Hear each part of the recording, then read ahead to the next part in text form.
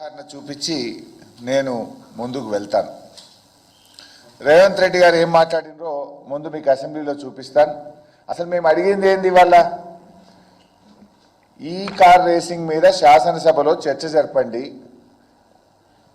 చర్చ జరిగితే నిజానిజాలు సభ ద్వారా రాష్ట్ర ప్రజలకు తెలుస్తుంది. ఒకవేళ తప్పు చేస్తే మీరు వివరించండి. అది తప్పు చేయలేదు, రాష్ట్ర ప్రయోజనాల కోసం మేము చేసిన పని అని మేము వివరిస్తాం. అన్ని విషయాలు ప్రజలకు తెలవాలి, సభలో చర్చించాలని బీఆర్ఎస్ పార్టీ మొన్న స్పీకర్ గారిని కలిసి చర్చకు అవకాశం ఇవ్వమని అడిగాం.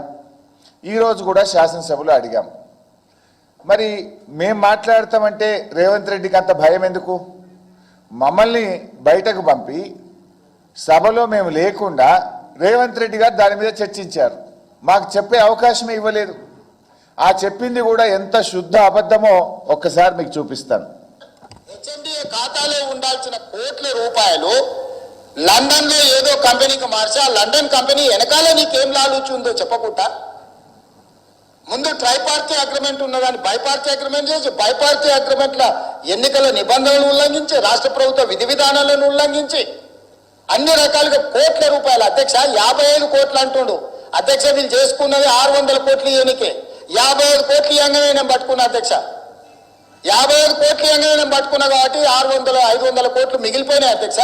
లేకపోతే నేను జర్ర ఆయన వచ్చింది కదా చెప్పిన కదా అధ్యక్ష జర్ర ఊ అని అయిపోతుందని నేను జర్ర ఊ అంటే 600 పోతుండే అధ్యక్ష.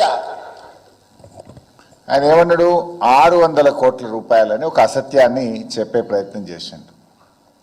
ఇది ఏబీబీ ఫార్ములా కంపెనీ మన రాష్ట్ర ప్రభుత్వ ప్రస్తుతం ఉన్న ఎంఏయుడి ప్రిన్సిపల్ సెక్రటరీ దానం కిషోర్కు రాసిన లేఖ.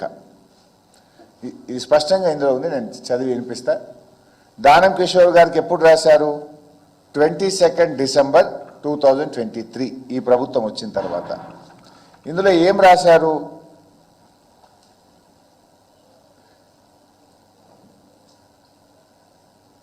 Is in material breach of our agreement due to failure to pay a significant amount of the fees, third installment 50% of the fees, 45 lakh ponds 45 లక్షల రూపాయల పాండ్స్ మీరు మిగతా 50% చెల్లించకపోవడం వల్ల మేము ఈ అగ్రిమెంట్ రద్దు చేసుకుంటున్నాము అని మన రాష్ట్ర ప్రభుత్వానికి వాళ్ళు రాసిన లేఖ.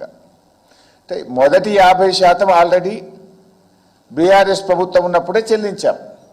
మిగతా 50% 45 లక్షల పాండ్స్ మీరు చెల్లించకపోవడం వల్ల ఈ అగ్రిమెంట్ రద్దు చేసుకుంటున్నాము అన్నారు.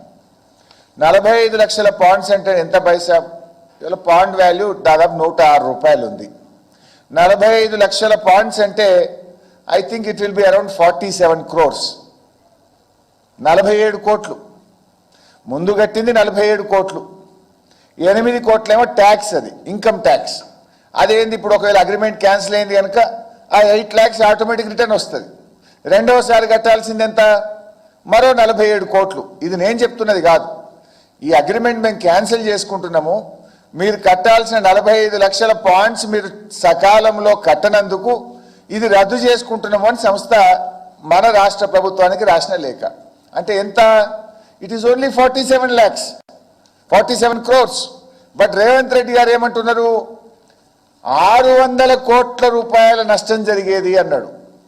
పాపం రేవంత్ రెడ్డి 600 కోట్ల నష్టం కాదు, 600 కోట్ల లాభం జరిగేది రాష్ట్రానికి. గంతే, నష్టమని చెప్పిండు, లాభం జరిగేది.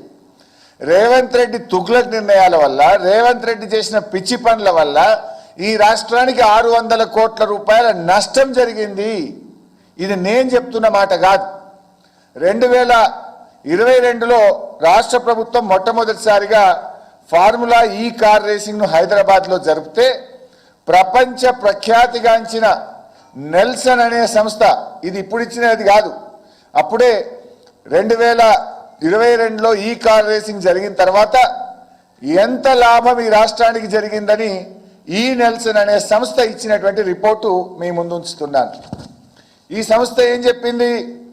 The race had a total impact in the range of 75.8 million to 83.7 millions on the local Hyderabad economy.